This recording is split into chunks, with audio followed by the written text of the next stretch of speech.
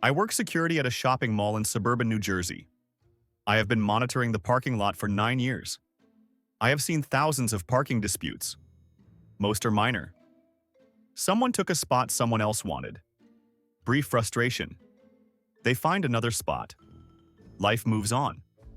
But some people cannot let it go. Last Saturday, a woman was waiting for a parking spot. A car was loading groceries, clearly about to leave. The woman put on her turn signal, waited. The car loading groceries took 5 minutes, finally backed out.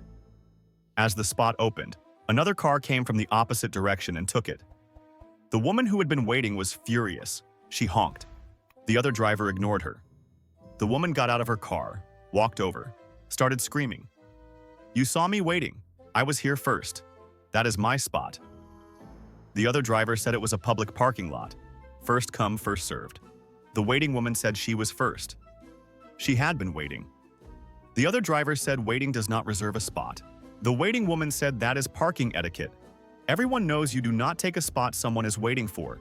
The other driver said there is no such rule. The waiting woman said it was an unwritten rule. The other driver said unwritten rules do not exist. The waiting woman called the police. The police came, explained that no law was broken. Public parking is first come, first served. Waiting does not create legal claim to a space. The waiting woman demanded the other driver be forced to move. The police said they could not do that. The waiting woman said this was unfair. She had waited 5 minutes. The police said that was unfortunate but not illegal. The waiting woman sat in her car blocking the lane for 20 minutes.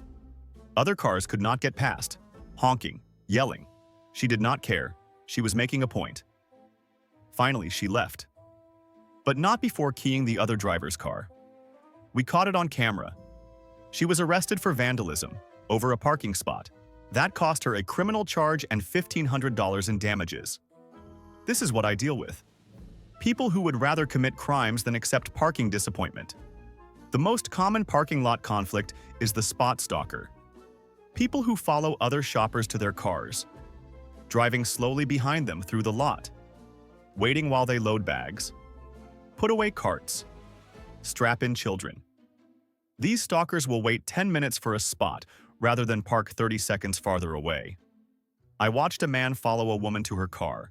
She loaded her groceries, got in, started the car, then made a phone call. The man waited and waited. After 5 minutes, he honked. The woman ignored him. He honked again. She looked at him annoyed and continued her call. He got out, knocked on her window, asked how much longer. She said she would leave when she was ready. He said he had been waiting. She said that was his choice.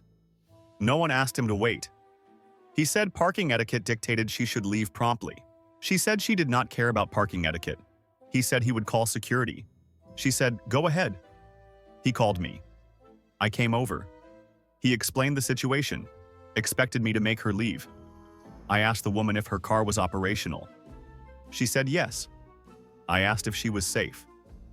She said yes. I told the man there was nothing I could do. She was sitting in her car. That was allowed. He said she was being inconsiderate. I said inconsiderate was not illegal. He said she was holding up parking. I said he was holding up parking by blocking the lane waiting for her. He could find another spot. He said he had invested 10 minutes waiting. He was not giving up now. I said that was his problem. He sat there another 15 minutes. The woman finally left. He took the spot. Probably saved himself a 2-minute walk compared to parking in an available spot. Cost him 25 minutes of waiting. He thought he won. Another common issue is people who park across multiple spots. A man with a new truck parks diagonally, taking up 4 spots. 4 spots in a crowded lot. I approached him, asked why he parked across 4 spots. He said he did not want anyone parking near his truck. People are careless with doors. He did not want dings. I said that was understandable, but he could not take 4 spots. He said he paid for parking. He could park however he wanted. I said no, parking spots are for 1 vehicle each. He said his truck was expensive. It deserved protection. I said other people's vehicles were also expensive. they still parked in single spots. He said their vehicles were not as expensive as his. I said that was irrelevant. He needed to repark within one spot. He said he would not. I said I would have his truck towed. He said that was illegal. I said no, parking across multiple spots violated parking lot rules. He said, show me the rule. I showed him the sign at the entrance stating all vehicles must park within designated lines. He said that was a suggestion. I said it was a rule. He said he had never followed it. No one ever complained. I said I was complaining now. He said I was targeting him. I said I was enforcing rules. He refused to move. I called the towing company. He moved his truck as the tow truck arrived. Parked in one spot. Complained to mall management. Management supported my decision. He now parks his truck far away from other cars where spots are plentiful, which is what he should have done in the first place. A mall manager told me about a customer who got into a physical fight over a parking spot during holiday shopping. 2 cars arrived at an empty spot simultaneously from different angles. Both claimed they were there first. Both refused to back down. The drivers got out, started arguing. The argument became shoving. The shoving became punching. Security broke it up. Police were called. Both drivers were charged with assault. Both banned from the mall. Both missed their shopping. Both paid legal fees. All over a parking spot that dozens of others became available within minutes. Another story involves a woman who waited for a spot for 15 minutes. When she finally got it and walked toward the mall, she saw there were empty spots just 2 rows over. She had waited 15 minutes to save a 30-second walk. When security pointed this out, she said the principle mattered. She wanted that specific spot. Security asked why. She said because she had waited for it. That made it hers. Security said that was not logical. She said parking was emotional, not logical. A different manager told me about a man who got so angry about someone taking his spot that he followed them into the mall, found them shopping, started screaming at them in front of other customers. Security escorted him out. He was banned. He wrote letters to corporate saying he was wrongfully banned. Corporate reviewed the security footage, upheld the ban. The man protested outside the mall with a sign saying parking bullies were not held accountable. Other shoppers thought he was the bully. After collecting these stories, I spoke with a parking consultant who designs parking lots and studies parking behavior. He has worked with hundreds of shopping centers, office buildings, and public spaces. He said parking brings out the worst in people.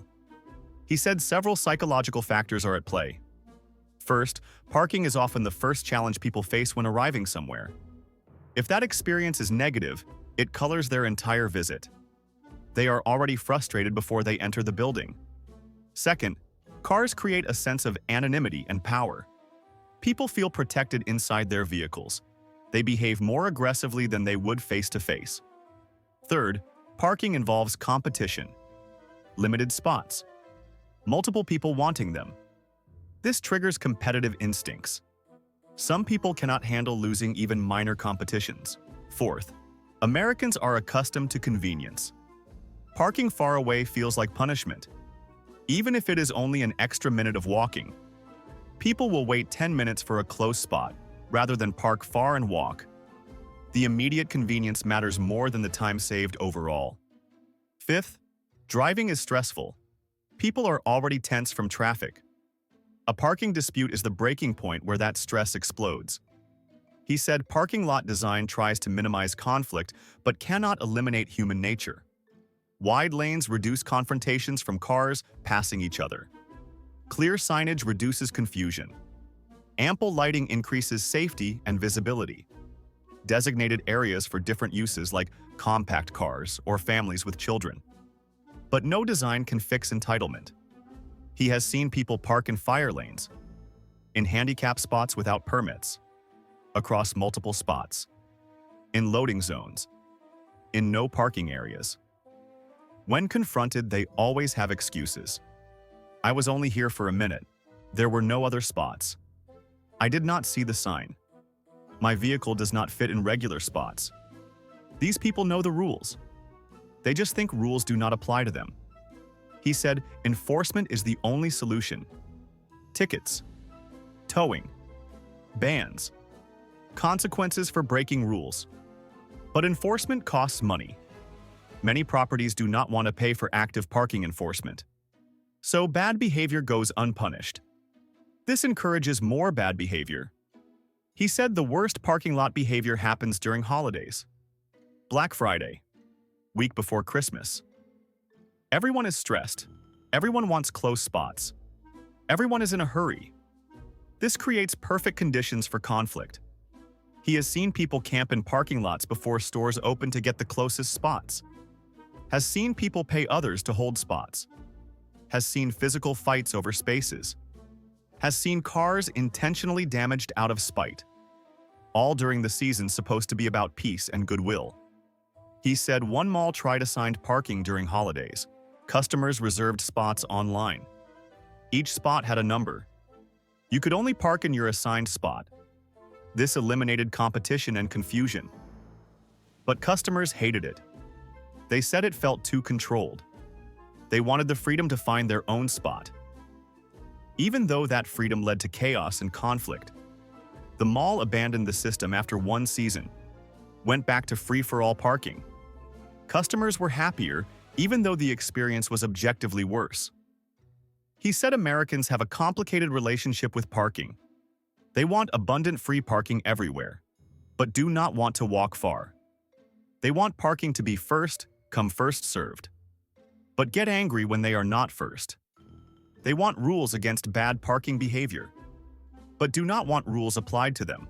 They want parking to be easy and convenient, but are not willing to pay for parking structures or valet services that would make it easy and convenient. So we are stuck with surface lots that fill up, where people compete for spots, where conflicts arise, where pettiness runs wild. He said other countries handle this differently. Many places charge for parking. This discourages driving, encourages public transportation, creates less demand. In dense cities, people accept that parking is difficult and plan accordingly. They take trains or buses, they walk, they pay for parking garages and do not complain. But American culture is built around cars, around the freedom of driving wherever you want and parking for free. This creates impossible expectations. There will never be enough free convenient parking to satisfy everyone, but people keep expecting it. He said the pettiness is the worst part. He understands frustration over genuinely limited parking. If a lot is truly full and someone circles for 30 minutes, that is legitimately annoying. But most parking pettiness happens when there are available spots nearby. People get upset over a close spot when another spot is 50 feet away. They wait 15 minutes for one spot when they could have parked immediately in another. They key cars and start fights over spaces that would save them 90 seconds of walking. The pettiness is not about need. It is about ego, about winning, about not letting the other person get what they wanted. He has watched people refuse perfectly good spots just because they were not the spot they originally wanted. Has watched people block traffic because someone took their spot. Has watched people create massive disruptions over trivial inconveniences, all because they cannot accept small disappointments. He said technology has made some things better and some things worse. Apps that show available parking help people find spots without circling. But apps also create new problems. People reserve spots, then arrive late, leaving spots empty. People fight over whether reserved spots are fair. Some parking lots have sensors that show which spots are occupied. This helps, but people still fight over who gets to the available spots first. He said one mall installed license plate readers and a parking guidance system. The system tracked which car took which spot, how long they stayed, if they violated rules. This created accountability. People could not lie about parking across multiple spots or staying too long in short-term parking. But customers called it surveillance. Said it violated privacy. The system was removed. So we are back to honor system, which many people do not honor. He said the solution is cultural change. People need to accept that parking inconvenience is minor. That walking an extra 100 feet is not a hardship. That waiting for a close spot is usually not worth the time. That other people have equal right to parking spots. That getting upset over parking is disproportionate. But this requires valuing consideration over convenience, valuing community over individual preference. American culture struggles with this. We prioritize individual freedom and personal convenience. We resist collective thinking. So parking lots remain battlegrounds, where people fight petty wars over meaningless territory, where someone keying a car over a parking spot seems reasonable to them, where spending 20 minutes waiting for a spot feels like determination instead of stubbornness, where parking across multiple spots feels like protecting property instead of being selfish. Until we collectively decide that parking pettiness is embarrassing rather than justified, it will continue. The parking lot will remain the place where otherwise normal people become the pettiest versions of themselves.